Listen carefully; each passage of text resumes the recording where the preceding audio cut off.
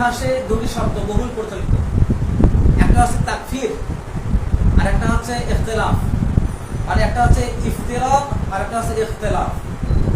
ফিকহি মাসআলার ক্ষেত্রে হয় ইখতিলাফ, যে অমুক ইমাম এই কথা বলছেন আরেক ইমাম আরেক কথা বলছেন, এটা হচ্ছে ইখতিলাফ। এই কারণে কাউকে তাকফির করা যায় না।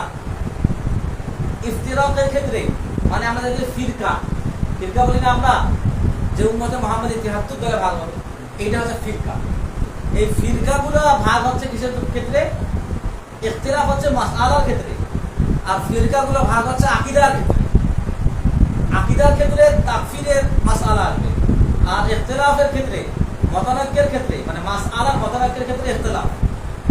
তাহলে ইখতিলাফ, এই যে ইখতিলাফ এবং ইখতিলাফ এর ভিতরে আমাদের পার্থক্য করতে হবে, সীমা লঙ্ঘনে যাওয়া যাবে না। এবং যে বিষয়ে উম্মতে মুহাম্মাদের বিশ্বাসটা সবচেয়ে বেশি ক্ষতিগ্রস্ত হয়েছে সেটা হচ্ছে আল্লাহর নাম সমূহ ব্যাখ্যার ক্ষেত্রে।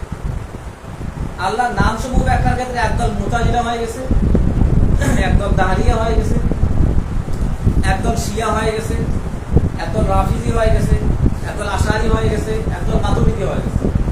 এবং উম্মতে মুহাম্মাদের অধিকাংশ মানুষ এই বাতিল ফিরকাগুলোর ভিতরে তাদের বিশ্বাসটা দৃঢ়মূল করে নিয়েছে।